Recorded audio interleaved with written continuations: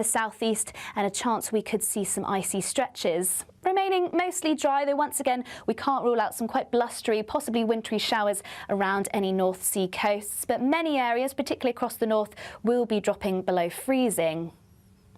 So a very cold start to the new working week. We got down to -7 degrees Celsius last night across Scotland, so it's likely we'll see similar temperatures in these areas tonight. Also across Northern Ireland, northwest England, a very cold and frosty start. Some patchy frost possible across Wales, central and southern England too, but with some slightly stronger winds, more cloud across parts of the southeast, less so in terms of frost. But nevertheless, it is going to be a cold start and quite a cold day through Monday, but once again it should be dry. There'll be plenty of sunshine, wall-to-wall blue skies for many areas. More cloud across parts of Scotland, once again those North Sea coasts where we could catch these wintry showers once again, but the main wintry showers still will be across Scotland. Feeling very cold, particularly in brisk northerly winds, highs reaching around 8 to 9 degrees Celsius. Into the evening, once again, clear skies will lead to another widespread frost and a risk of ice. So it is going to remain very cold, possibly some more clouds starting to creep into the far northwest of Scotland, bringing in further wintry showers. Into next week, a chance we could see further snow. Otherwise, it will still remain very cold. Warm and cosy, with a chance of zero visibility. Boxed Boilers sponsors the weather on GB News. There's just 2 weeks left to see how you could win your Christmas this year paid for by us. First, we'll give you an incredible £30,000 in tax-free cash. Then we'll give you a further £10,000 cash to spend on all your Christmas presents, even the tree. Christmas lunch, that's on us too, with £1,000 in shopping vouchers to spend at your favourite supermarket. Finally, a GB News Christmas goodie bag. For another chance to win, text WIN to 63225. One entry costs £2.50 plus one standard network rate message, or text BONUS to 63225. 5 entries cost £5 plus one standard network rate message. Go to gbnews.com/win. Entries start at £2.50. Call 0903 686 3232. Calls cost £2.50 plus your network access charge, or post your name and number to GB17 PO Box 8690 Derby DE1 9TT. UK only. Entrance must be 18 or over. Lines close at 4 p.m. on the 28th of November. Please check the closing time if listening or watching on demand. Mornings don't have to be tiresome, especially if you have the right company. Wake up to news as it happens, opinion and debate, and of course, a little bit of entertainment too. Because when the kettle's on, we're on. That's Breakfast on GB News, a show worth waking up for. Every morning from 6 a.m. Only on the People's Channel, Britain's news channel. We'll spread the news, you spread the word. Britain deserves a newsroom that puts the facts and your voice first. Well, and that's what you get on GB News. Lively debates, lively conversation. And we're not afraid to hold power to account. And each other. So join me, Andrew Pearce. And me, Miriam Gates, for Britain's Newsroom, weekdays from 9:30 on GB News. Britain was once the envy of the world. But look around. A nation that no longer knows what it is or where it's going. A country that's broken. How do we fix Britain? How do we bring it back? Friday night with Matt Goodwin at 8 p.m, only on GB News. At GB News, we love to hear from you, our loyal community. So drop us a line at gbnews.com/yoursay. There you can talk to each other and also to the presenters live on air. gbnews.com/yoursay, because GB News is your channel, Britain's news channel. You want to know what's really going on in the corridors of power? Labour don't know what to do with you half the time, and that makes you quite lethal in the chamber. Get behind the headlines with Chopper's Political Podcast. Join me, Christopher Hope, as I sit down with the great and the good of British politics. We'll see where this ruling takes us. These are the stories shaping our nation. Chopper's Political Podcast, available now on all platforms. Listen in and stay ahead.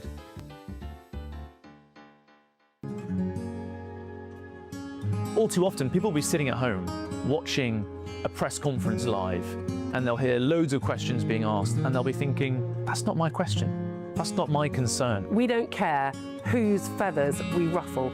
We ask the questions that you want answering. You're all standing on the street protesting and wanted to have an open discussion.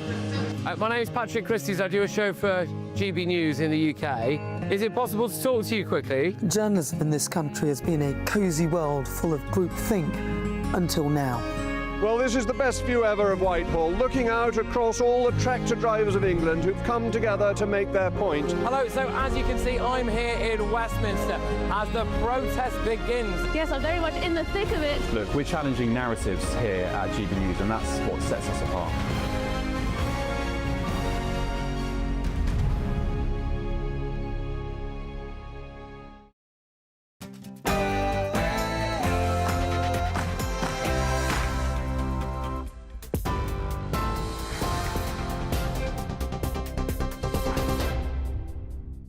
Welcome back and good evening. I'm Bethany Elsey with your top stories from the GB newsroom.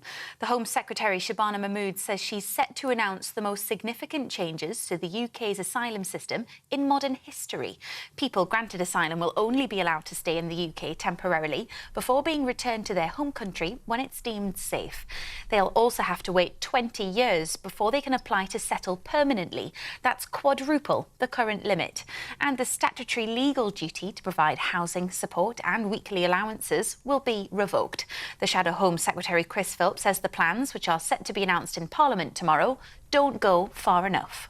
Some of the measures, I say some are gimmicks, which won't work. Some of these are little steps in the right direction. For example, reassessing asylum claims for people who've arrived legally every few years. Fine, that's not a bad idea. We'll support that. But on its own, it's not enough. And we would go much further. We would say for illegal immigrants, they should not be able to claim asylum at all. So there won't even be any need to reassess their asylum claim. They won't be getting it in the first place.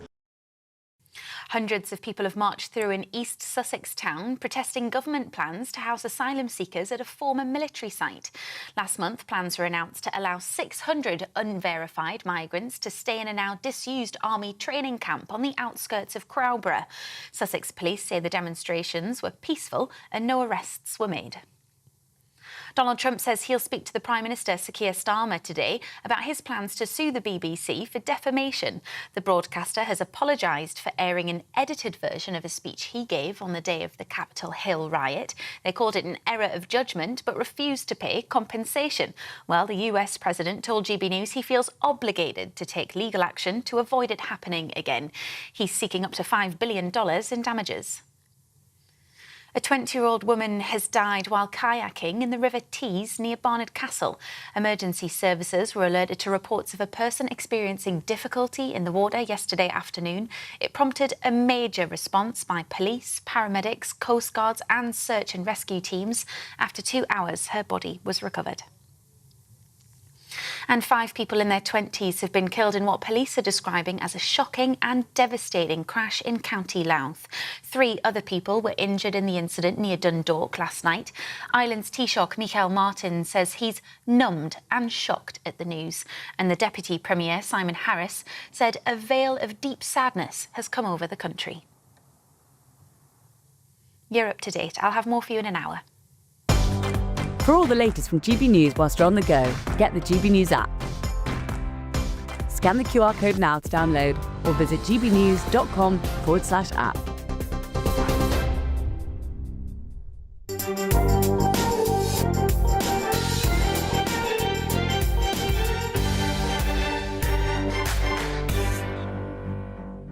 Good morning and welcome to the Camilla Tominey Show, only on GB News. The government is set to unveil the most significant changes to the asylum system in modern times. But will the proposed crackdown go far enough?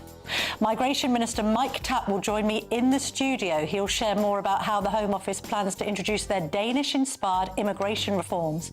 And after the briefing war that broke out in Downing Street this week, will Sir Keir Starmer be ousted as Prime Minister?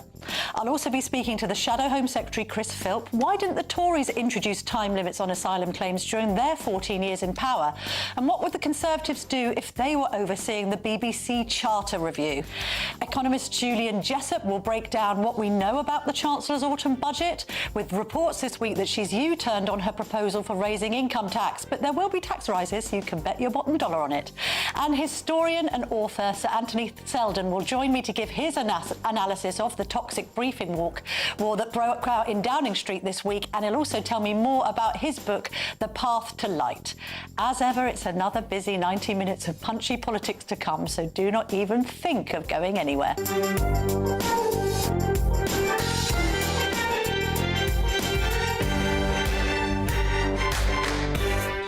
Welcome back. Mike Tapp, the Minister for Migration and Citizenship, joins me now in the studio. Lovely to see you, Mr. Tapp. Thanks for coming in the flesh.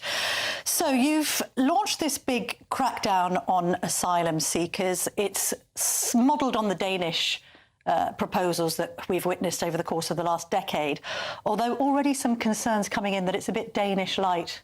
It's a bit of a half-baked Danish pastry. I mean, for instance, let me point one thing out that sort of rang alarm bells with me. You're saying, for instance, that you're going to review the safety of the country that the asylum seeker has come from every 30 months. That's a long period of time, isn't it, to review the status of a country? Why isn't it, for instance, every 12 months? Well, firstly, it's really important that we get control and order to the border and the immigration system. And we are as frustrated as the public with the number of crossings. And the reason we see so many going into northern France to come over to the country is because of asylum shopping. Now, that's because for many we're seen as a soft touch, and the smuggling gangsters often package to those migrants that you're going to get better benefits here than you will in other places. It's true, isn't it? We are a soft touch. Not anymore. And of course, we've started strongly with record deportations and removals, up to 50,000 now. Our immigration enforcement rates are more than they've ever been in the history of the country. So there is now some suggestions that some people have further. Left voluntarily, and you're claiming it as a deportation, and it isn't. Well, it's deportation and removals, and we're really clear on that. And now we're going further to ensure that people aren't shopping and then choosing us as a soft touch. Okay. So what that means is, before, it would take 5 years before you're then almost automatically settling in the country. We're reducing that to 30 months. That's 2.5 years, halving it for a review, and also extending the time to right to settlement to 20 years. That's a significant change, which means it's less attractive to come here. But this plan isn't going to do anything about the fact that people can come here illegally by dinghy and then get room and board at a 3, 4 or 5-star hotel. Well, look, we're obviously... That's the draw, though. The whole point is to take away the pull factors, and we're also saying in this package, and you'll hear more tomorrow from the Home Secretary, that if you're committing crimes, or if you can work and you're not, we can take away that support and benefits, just to ensure that people aren't gaming the system and seen as a soft touch. So this is hard policy, which will have an impact. Mr. Tapp, let's just square this circle, right?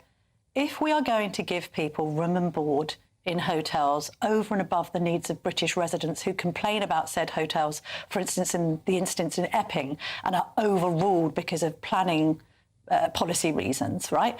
If we're going to be saying that in this country you come here illegally by dinghy across the channel, and when you arrive, regardless of whether you've got paperwork, you haven't, you claim this, you claim that, you're going to be given room and board. That's the draw.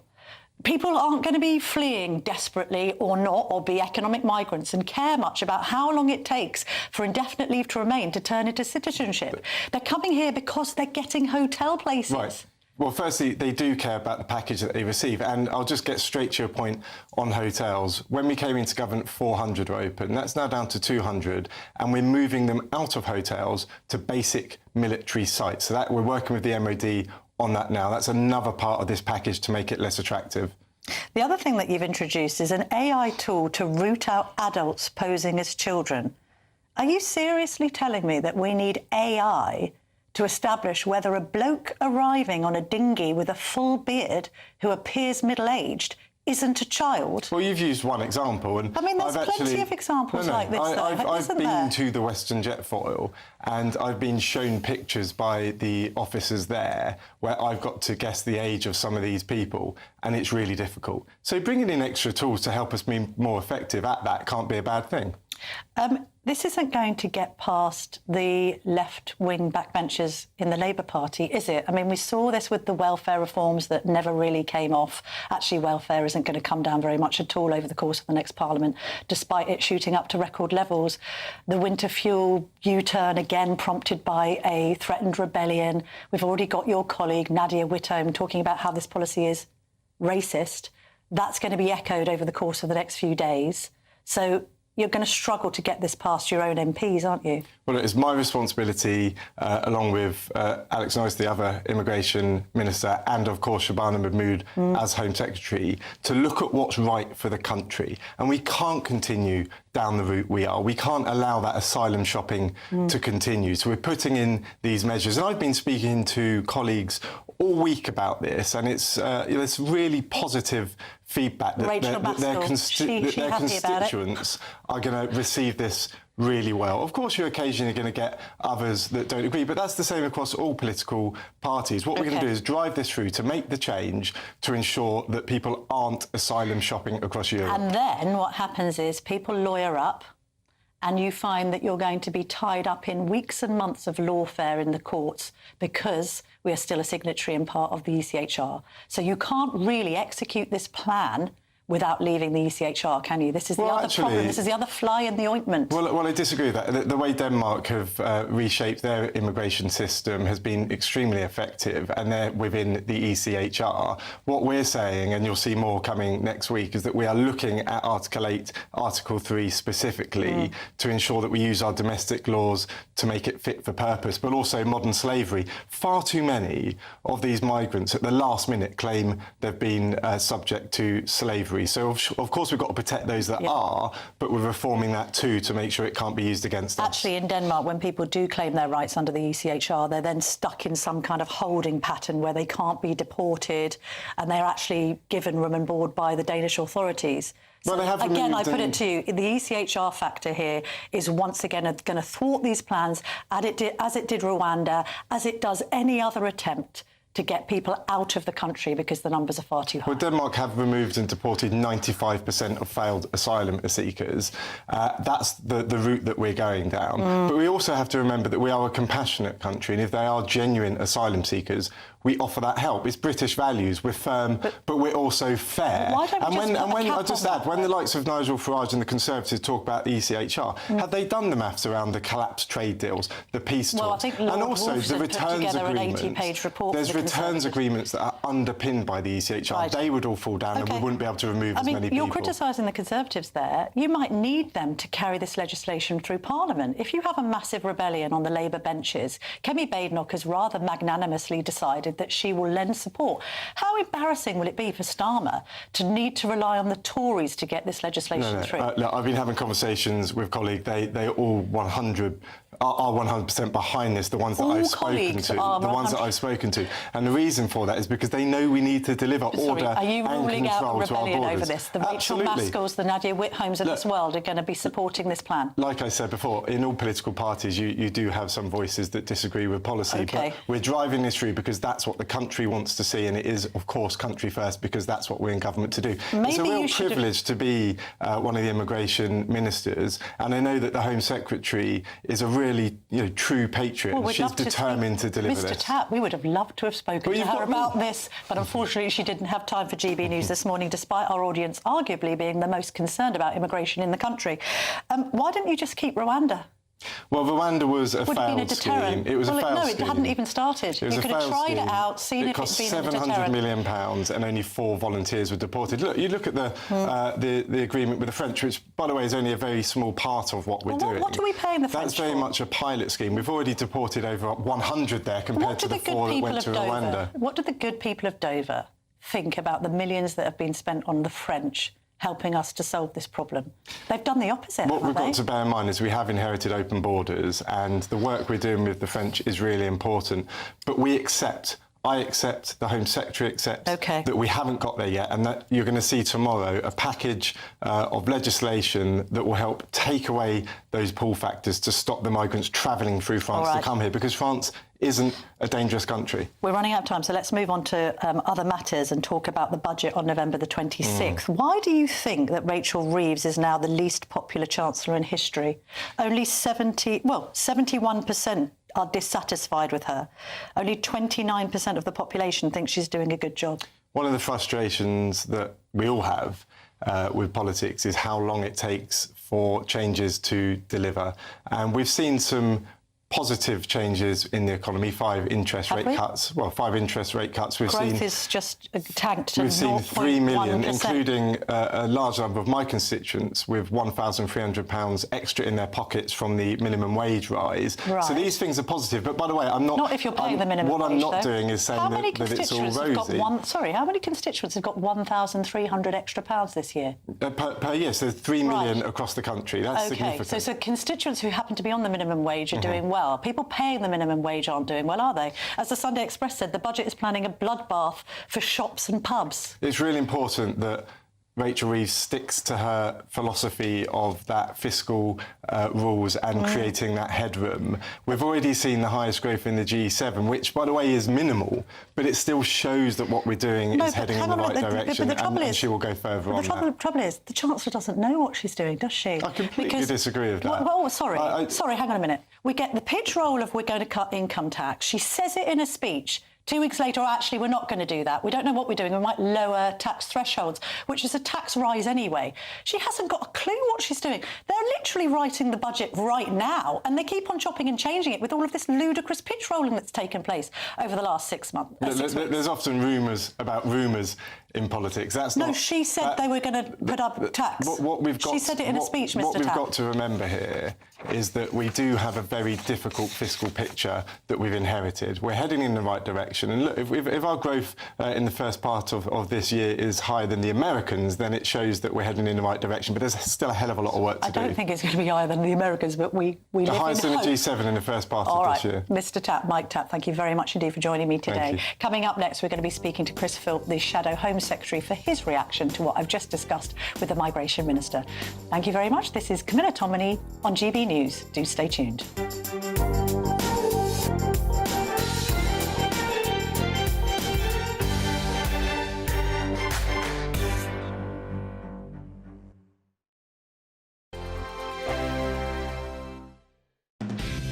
Decisions made in Washington aren't just shaping America, they're shaping Britain too.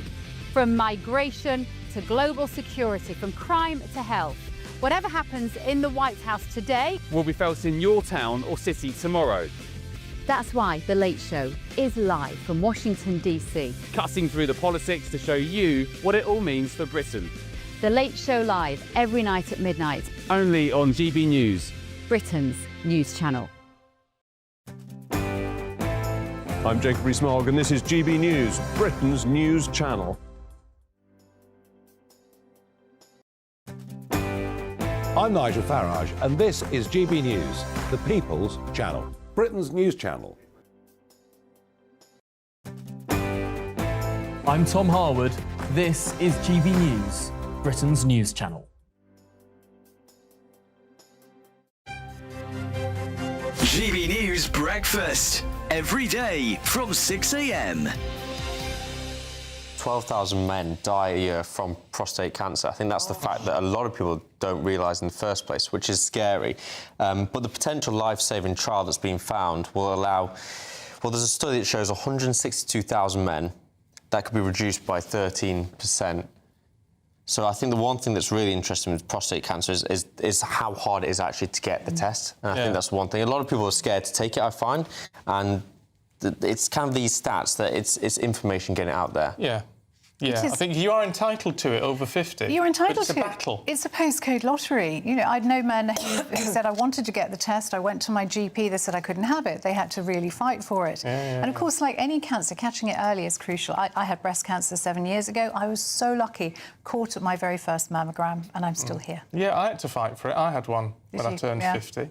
And because I just said, I'm entitled to it, I want one. And I've really, really had to push, and that's not because a lot of people won't do that. I think it's the opportunity, as you're saying, like, if you have the opportunity to catch something early, like, people will take it. Yeah. But the thing is, like, sometimes people don't even know about these things, and I think it's about having the opportunity. It's kind of like, OK, reach out, allow people to make that decision themselves. Do they want to find out? Yeah. Because people will take it, like, 100%. No, of course. Make it easy, make it available.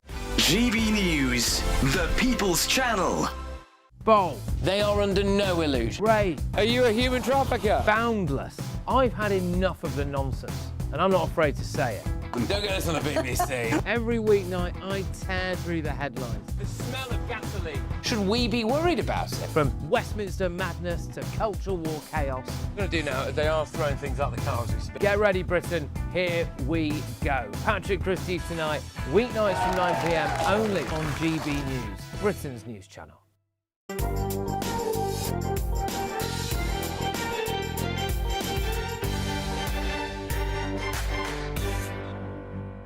Chris Philp, the Shadow Home Secretary, joins me now. Lovely to see you this morning, Mr. Philp. Now, I'm confused. You've decided that you're going to work with Labour so that they can get their Danish-style plan across the line in the House of Commons. Why, when it appears to be rather half-baked? Good morning, Camilla. Look, if they have some ideas that might help a bit, yeah, sure, we'll support them. But my view is that their package as a whole goes nowhere near far enough. If we're going to end the immigration crisis facing Britain, we need tough, radical measures. We need to start with coming out of the ECHR, which is stopping us controlling our borders properly. And by coming out of the ECHR, we will be able to deport every illegal immigrant who arrives within a week of their feet touching the shore. And that will have a deterrent effect, because illegal immigrants in northern France won't bother crossing in the first place if they know they're going to get deported really quickly. So look, sure, some of their ideas, you know, are small steps in the right direction. Some of them, by the way, are just gimmicks, like their ridiculous smash the gangs gimmick Why are you supporting it then? Why has Kemi Badenoch said? Why has Kemi Badenoch said you'll support this if it isn't good enough?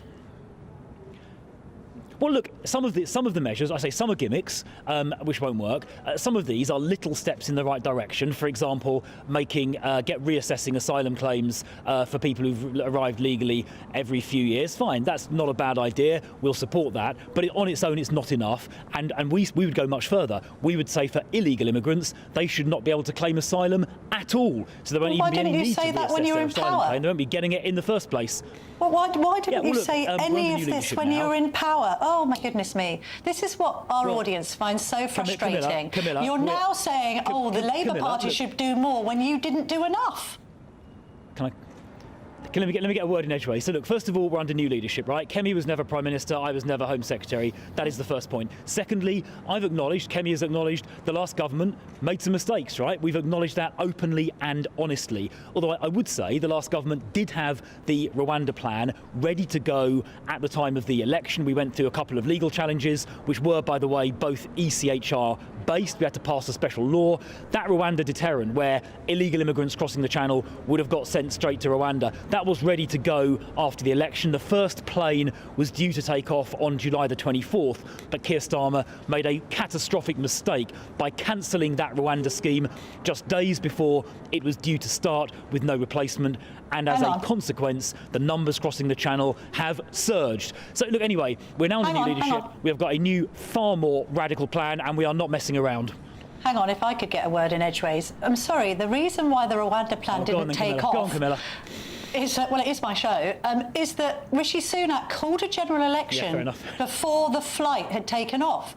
He did that because he'd had enough. It was all going badly for him. It was a catastrophic mistake. We arguably wouldn't have been in this mess now if the Tories had got their ideas together, had actually got a flight off the ground. Then we could have proven that it was a deterrent. Labour would have had to have kept it on, otherwise face a mutiny in their own constituencies. So the person that bungled this really was Rishi Sunak, wasn't it? Not Keir Starmer.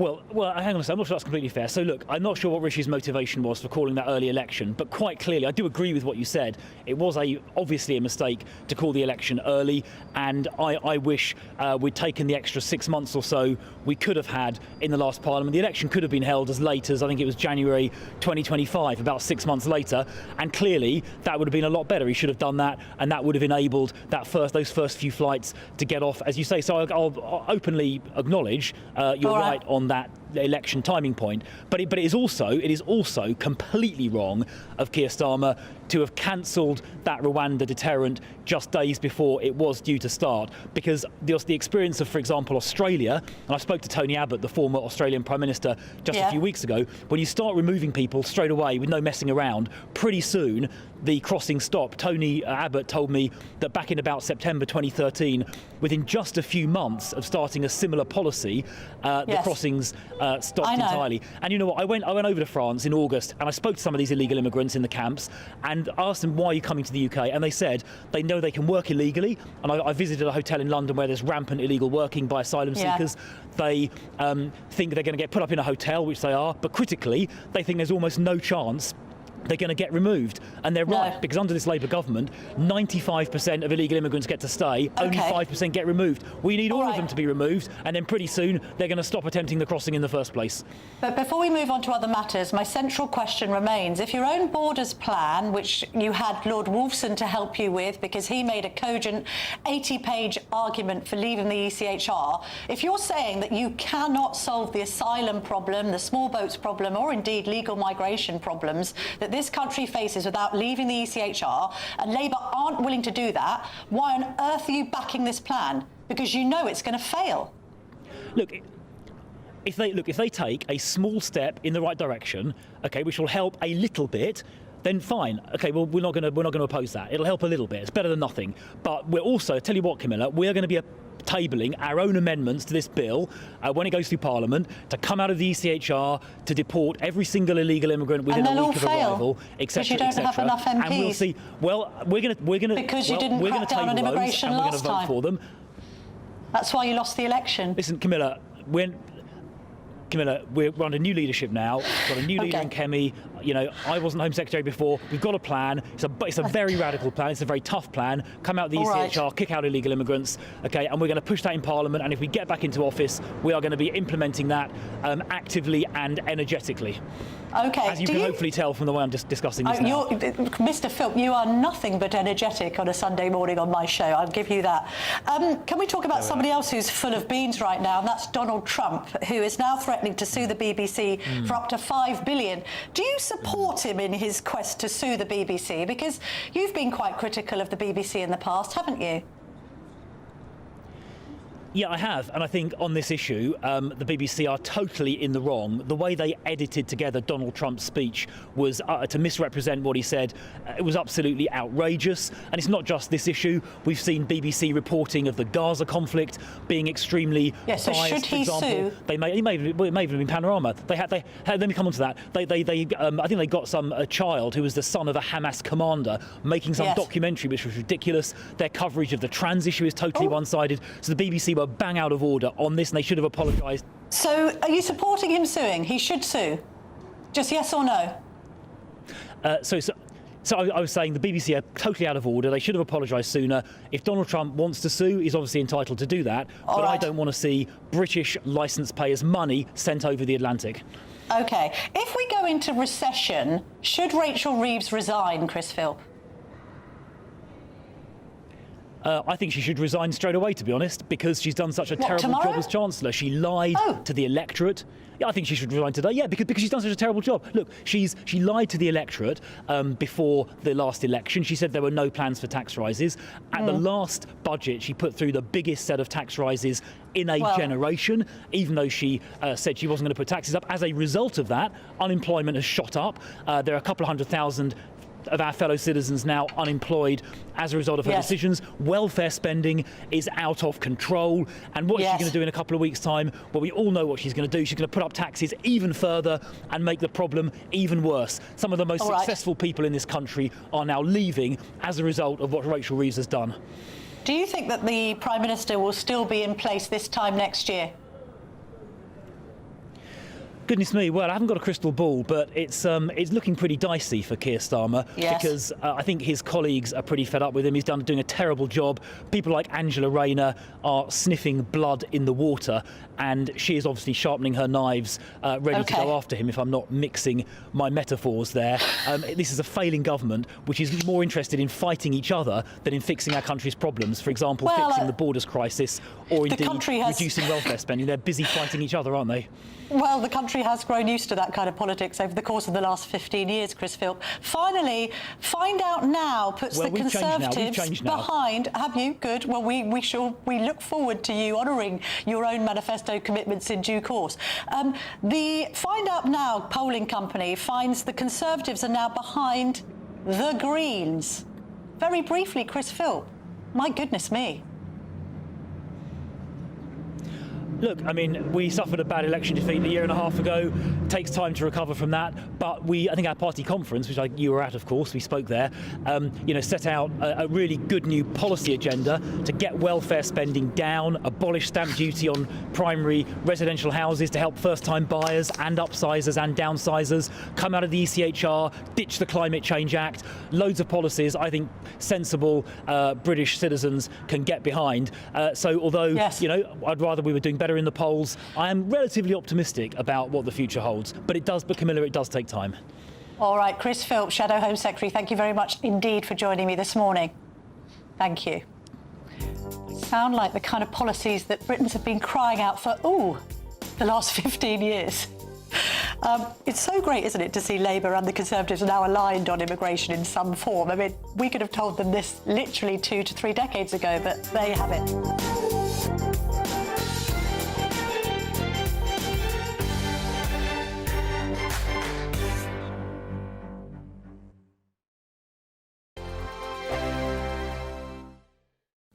Hello there, good evening. Welcome to your GB News weather update from the Met Office. Into next week, it is going to be feeling much colder, some sunshine as well as some wintry showers, turning cold overnight too with some frost and also some icy stretches. Back to this evening though, and there is a chance we could possibly see some wintry showers, particularly where we see this cold front slowly sinking its way south, but for most, cloud clearing away, leaving plenty of clear skies. So it is going to be turning rather cold once again through the overnight period, a chance we could see quite a widespread frost, particularly across Scotland, northern parts of England and Northern Ireland. Also some patchy frost elsewhere across England and Wales, possibly some icy stretches, mainly across northwest England, and still some showers skirting around North Sea coasts. To start the day on Monday then, a very cold start across Scotland, a widespread frost, also some showers possible around the far north and east coasts. Northern Ireland and northwest England too should see quite a bright but chilly start to the day. There might be a little bit more cloud across eastern areas, still a chance of some showers here, but elsewhere across England and Wales, some frost, some ice possible, but hopefully brightening up through the course of the day, allowing some sunshine by the afternoon. Wall-to-wall blue skies for many areas and mostly dry, though we still do have some blustery showers skirting their way across eastern coast. These could be wintry, mainly across the high ground of Scotland, but even elsewhere we could see some wintriness across the hills. Now it is going to be feeling much chillier, highs reaching around 9 degrees Celsius, but in those brisk northerly winds feeling much chillier. And Tuesday will bring a very unsettled day across Scotland, some quite strong winds, some gales possible, which could lead to some blizzard conditions. Quite a lot of snow affecting Scotland on Tuesday, so definitely one where we could potentially see some Met Office warnings in force. Elsewhere, a mix of showers and also some sunshine, but next week it's certainly going to be feeling much colder. Hi, I'm Michelle Dewberry, and my show is your opportunity to cut through all the noise and dive in headfirst to some robust debates. Ideas clash. Situation, isn't it? Because the failure is... You're deliberately avoiding my point. Nothing's held back. And if you think this is the end of it, wait for more. And we do not shy away from the difficult stuff. Sometimes I want to shake people and say, if only you understood. So join me on Dubes & Co. weeknights at 6 p.m, only on GB News, Britain's news channel. Mornings don't have to be tiresome, especially if you have the right company. Wake up to news as it happens, opinion and debate, and of course, a little bit of entertainment too. Because when the kettle's on, we're on. That's Breakfast on GB News, a show worth waking up for. Every morning from 6 a.m. Only on the People's Channel, Britain's news channel. We'll spread the news, you spread the word.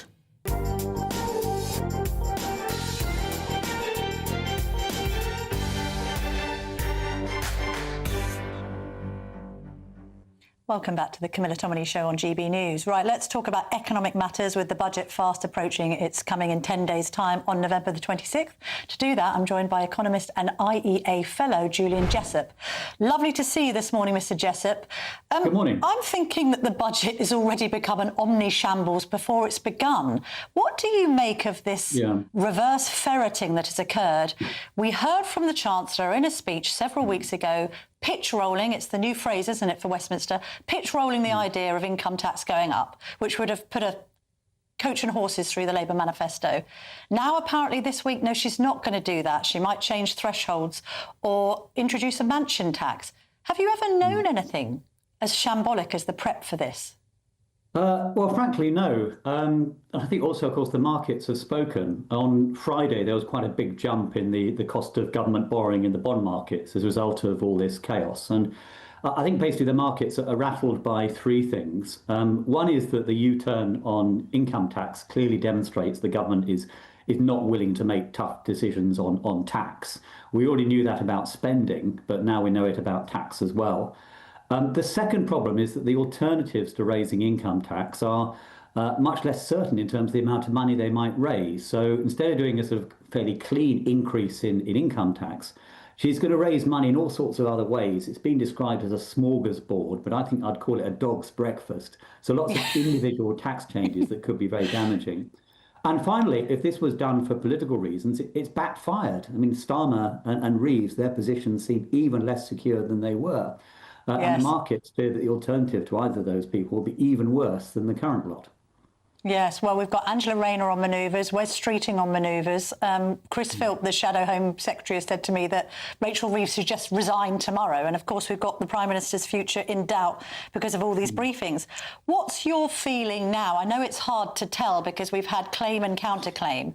What's your instinct on what she might do about tax? Because we're now having the idea floated that she is going to lower the tax thresholds, which will make that problem of fiscal drag even worse. Well, this is really just guesswork, and it's frustrating that we haven't actually heard anything from the Office for Budget Responsibility itself. Yes. They've been respecting what used to be called budget purdah and keeping quiet. So all we're getting is leaks and rumours and speculation from Number 10 in the Treasury, who can't really be trusted. But my own best guess is that she'll raise taxes by about 30 billion later this month.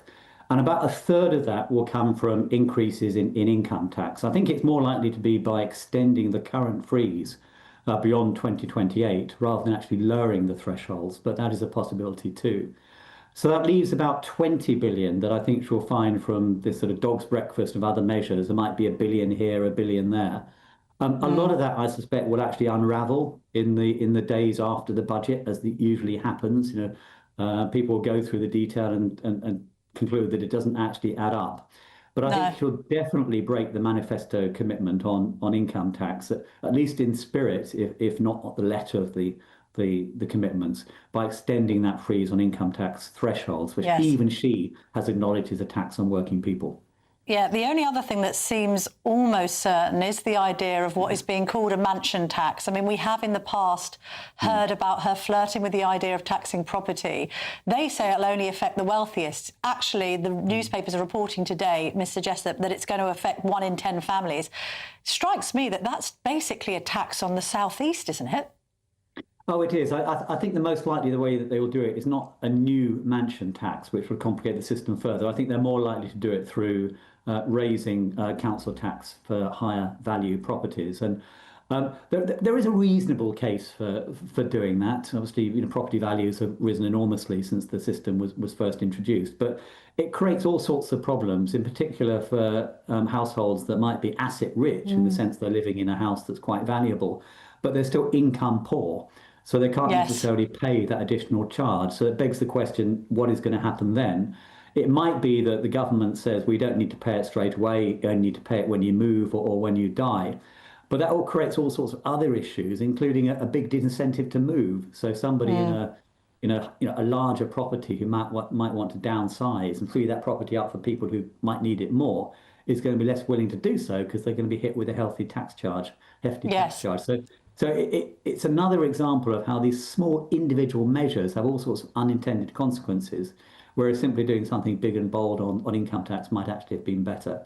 Of course, just to mitigate, I don't think she should be doing on tax at all. I think she should be cutting spending, but that's for the birds for now. Well, I'm sure lots of people listening and watching this programme will agree with you. Whatever happens, it seems as inevitable as night following day that we will be taxed more after November the 26th. Just to mitigate against any problems with gumming up the system when it comes to perhaps slapping a higher tax on those mansions, I couldn't believe, we reported it in the Telegraph, this idea that she might steal Kemi Badenoch's idea and scrap or reduce stamp duty. How likely do you think that is? Because that seems to me to be rather anti-Treasury orthodoxy. Well, I'm not sure it's anti-Treasury orthodoxy. I think it's probably a tax that the Treasury would like to get rid of a long time ago. I think, any economist that you get on this programme would agree that stamp duty is one of our worst taxes. The question is, if she does lower stamp duty, will she try and offset that in other ways? So it may not be a net reduction in the overall amount of tax that people are paying. And my concern is that, unlike the Conservatives, who seem to have a plan of scrapping it full stop and funding that through savings on spending, if the Labour government does that, it's likely to increase its taxes elsewhere to offset that. And I don't necessarily think the net result of that will be positive. OK. What are we to make of growth falling to 0.1% in Q3? Obviously, that was well under projections. I appreciate the projections aren't very generous anyway. Is there a prospect of a recession? Well, I mean, first of all, on those GDP numbers, I think actually they're actually even worse than they look, because if you look at the monthly profile over the quarter, the economy actually contracted in every single month between July and September. It's only a little bit of favourable rounding that made one of those numbers zero. So the economy is undoubtedly stalled, and I think a lot of that is about pre-budget uncertainty. Now, it's possible that the budget is not as bad as people fear, or at least we know what we have to deal with, and so it's possible that spending will rebound. But I really wouldn't bank on that, particularly if she goes down this route of loads of individual tax increases that actually complicate the tax system, maybe increase uncertainty further. So it's possible that this is the dark before the dawn, and once the budget's out of the way, spending, hiring and investment resumes. But I certainly wouldn't guarantee that. Also, if spending doesn't come down, Mr. Jessup, as you say, then again we're going to be having issues with borrowing. I mean, there's this contradiction at the heart of her self-imposed fiscal discipline when the government continues to spend more. Finally, and it's a complicated thing, so let's simplify it, the gilt yields. Tell us what's going on with these gilt yields and what it actually means for the public. Yeah, well, the reason it's important is that the yields on gilts or government bonds are a key element in deciding how much the government has to pay in debt interest every single year. So if that interest rate goes up, then the government is having to spend more on debt interest. So that's less money it's got to spend on day-to-day spending on schools and hospitals or for investment. So it has to raise that money from somewhere. And the most likely place is higher taxes. So the bond market is by far the most important financial market to follow at the moment. And it's giving a firm thumbs down to the budget even before it's been delivered. Is it giving as big a thumbs down to Rachel Reeves as it did Liz Truss? Well, not yet. I mean, there are some important differences. So, for example, the currency market's relatively stable now, and the rise in government bond yields after the Liz Truss mini budget was much, much bigger. But a lot of what happened after Liz Truss's mini budget was nothing to do with the budget itself. There was a ticking time bomb in the pensions market. The Bank of England at the time had just started a policy of selling government bonds back onto the market. So clearly the mini budget made lots of mistakes, but that was compounded by factors beyond the government's control. Whereas this time, I think the mess is pretty much entirely of the government's making, and in particular, the failure to control government spending. Julian Jessup, thank you very, very much indeed. Thank you. Obviously, we will be covering the budget. Every little stealth tax and manoeuvre that we can observe, we will be covering with you on GB News. So please do stay tuned for all of the coverage leading up to November the 26th. If you can bear it, maybe hide some money under the sofa. just in case.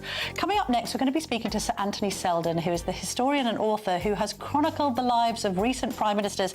Let's be honest, he's been quite busy. He's got a new book out about Auschwitz. I'm going to be asking him about that, but also crucially asking him about whether Keir Starmer will be still Prime Minister this time next year. Do stay tuned.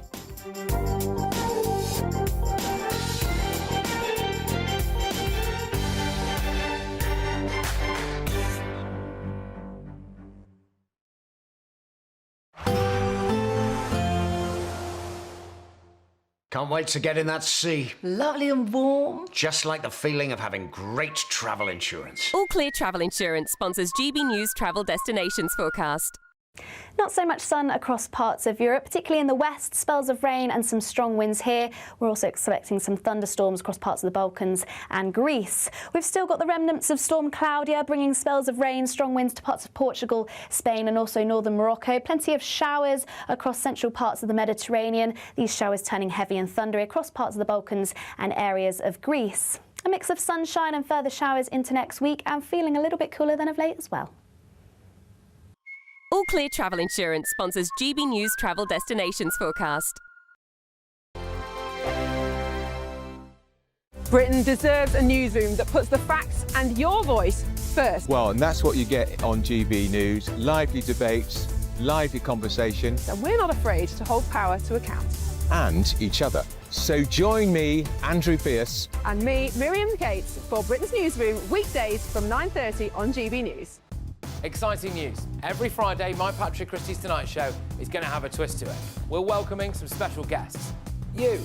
That's right, on Fridays I'm going to be doing my show in front of a live studio audience, because this show is about you and what you have to say. It's going to be the same big debates, same big topics, same big opinions, but every Friday night at 9 p.m. you are invited to come on down to Patrick Christie's Tonight to be a part of the action. Only on GB News, the People's Channel, Britain's news channel.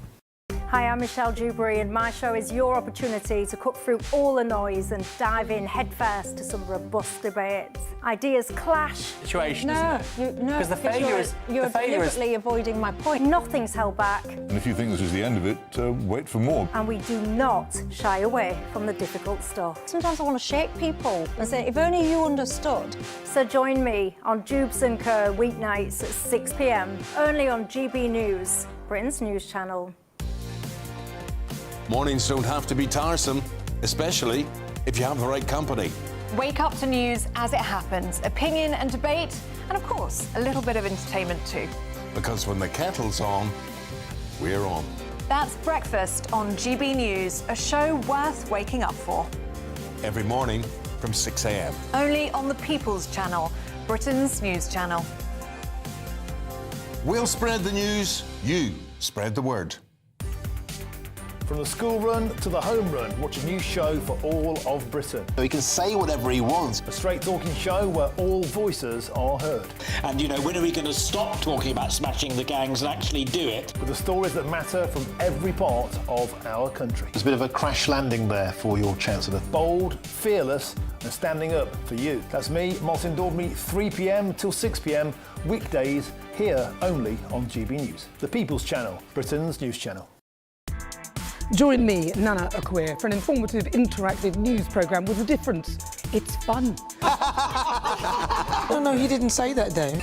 I'm so surprised. I think there's an element of truth to that. Join me from 3 p.m. every weekend, only on GB News, Britain's news channel.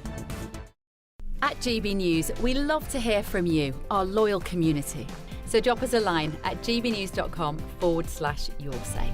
There you can talk to each other and also to the presenters live on air. gbnews.com/yoursay, because GB News is your channel, Britain's news channel.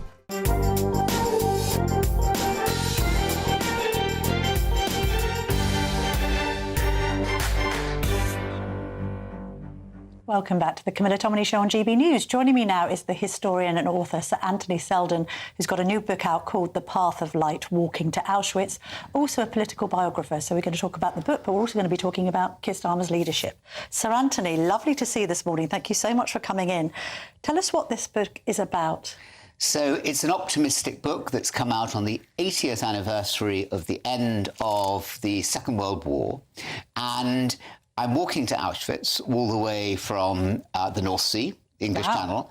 And how many miles is that? Well, how many miles? It's about 1,500 miles. Goodness me. And so I did the first walk in the first book a couple of years ago, and now this is the second book, walking from Switzerland to Auschwitz. And what I'm doing, Camilla, is I think we've heard enough, more than enough, of all the terrible, grim people from the Second World War. I mean, of course, we need to be reminded. Yes, the horrors of the Holocaust. The horrors of the Holocaust, but the horrors of Nazi brutality. Yes. Of course, we need never to forget those terrible people. But there were also remarkable women, and remarkable men. And on my way, as I walk along the Rhine and the Danube and all the rivers flowing through Germany and Czechoslovakia, Czech Republic into Poland and through Poland to the Ukraine front line, to the Ukraine border, which is where I finish, I'm looking for amazing women, amazing men who protected the vulnerable, did extraordinary things, often at the cost of their own life. And overlooked because they didn't want to come forward and tell their story for fear of reprisals, right? So they were petrified of the utter appalling brutality. And, you know, when I'm walking, Camilla, all the time, I can almost hear the rumble from the Ukraine front line, from the Russian forces. And I talk to people throughout the book, in the Czech Republic, in Poland, who are terrified about what will happen if Europe doesn't fight and stop, because they see Putin as every bit as appalling as the dictators of the Second World War, and their lives will be made utterly miserable. So many children have already disappeared into Russia. Who knows? And they are frightened. So I'm picking up their stories. It feels not unlike somebody walking through Europe in the 1930s with the drums of Mussolini and Hitler and Stalin there. But it is amazing, the people I found. Some are well known, like Oskar Schindler, famous film and book about him. But most of them are unknown, partly because they were terrified of their stories being known, partly because they went up in the flames. Yes. Well, the story, often when I'm on Instagram Reels, not that I'm on it much, Sir Anthony, and I know you might have your head teacher hat on here. No, I'm always on the lookout. I like to see the moment that Sir Nicholas Winterton is surrounded by all of the children, the Jewish children he saved, and he's surprised in a studio. And why I reference it being on social media so much is, of course, that's bringing that story to a new audience of younger people that don't understand the sacrifices that were bravely made by these figures. And just a word about Winton, which is a contrast with today's leaders. He was incredibly brave, incredibly competent, and incredibly modest. You mentioned good leadership there. Can we talk about bad leadership? Because you've just finished your book on Rishi Sunak. What you do is you write a biography of the Prime Minister once they've left office. You're poised, presumably, to start writing about Keir Starmer. When do you think he will leave office, Anthony Seldon? So I don't think anybody knows, but Camilla, and the Rishi book is out next year.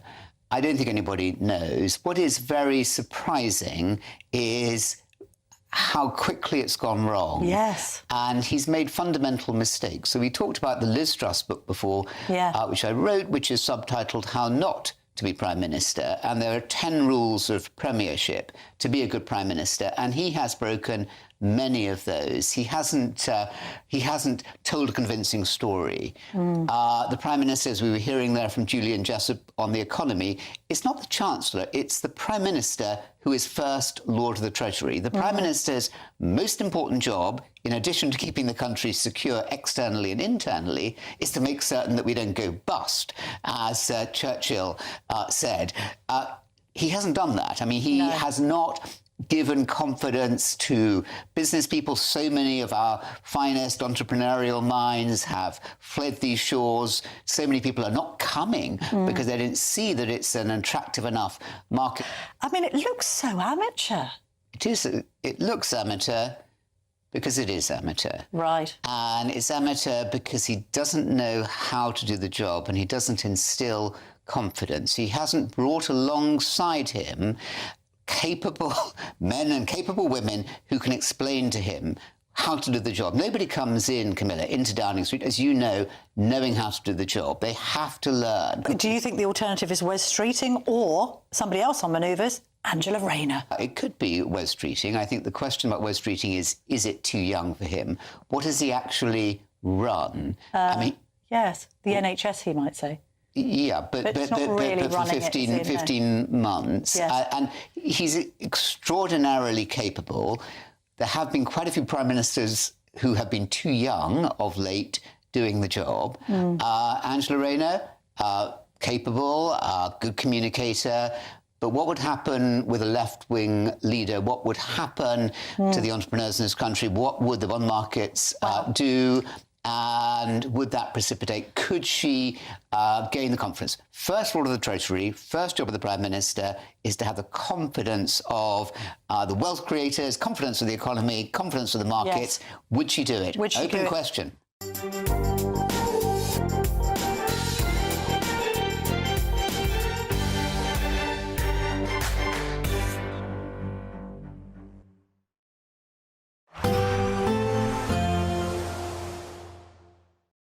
Today, clouds overhead, total zen within.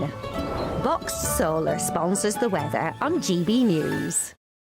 Hello there, good evening. Welcome to your GB News weather update from the Met Office. Into next week, it is going to be feeling much colder, some sunshine as well as some wintry showers, turning cold overnight too with some frost and also some icy stretches.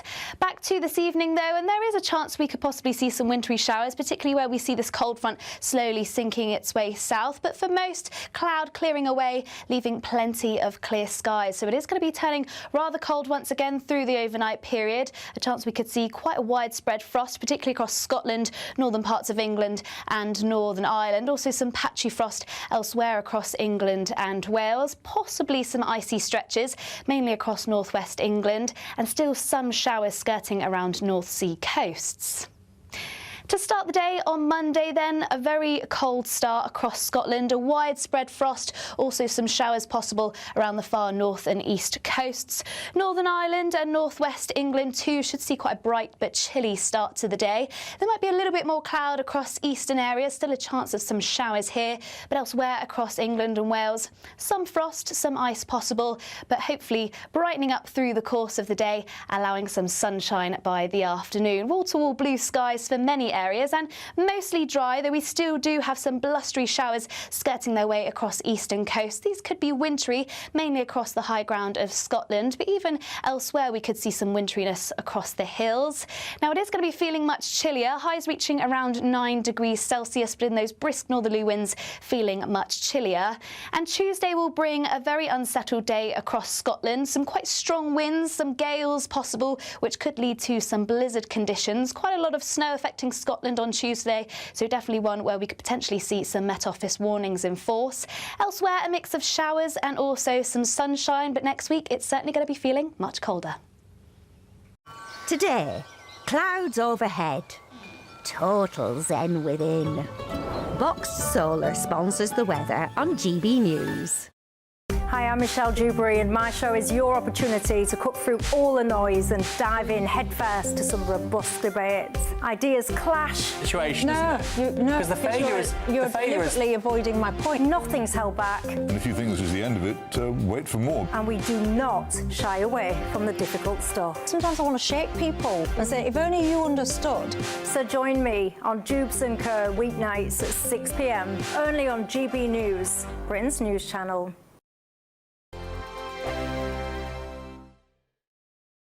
There's just 2 weeks left to see how you could win your Christmas this year paid for by us. First, we'll give you an incredible £30,000 in tax-free cash. Then we'll give you a further £10,000 cash to spend on all your Christmas presents, even the tree. Christmas lunch, that's on us too, with £1,000 in shopping vouchers to spend at your favourite supermarket. Finally, a GB News Christmas goodie bag. For another chance to win, text WIN to 63225. One entry costs £2.50 plus one standard network rate message or text bonus to 63225. 5 entries cost £5 plus 1 standard network rate message. Go to gbnews.com/win. Entries start at £2.50. Call 0903 686 3232. Calls cost £2.50 plus your network access charge, or post your name and number to GB17 PO Box 8690 Derby DE1 9TT. UK only. Entrance must be 18 or over. Lines close at 4 p.m. on the 28th of November. Please check the closing time if listening or watching on demand.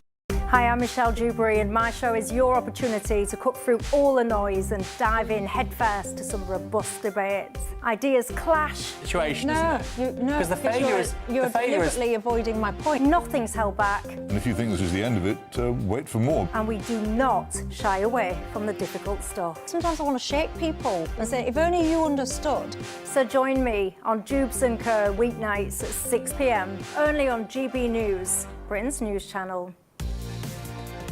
Mornings don't have to be tiresome, especially if you have the right company. Wake up to news as it happens, opinion and debate, and of course, a little bit of entertainment too. Because when the kettle's on,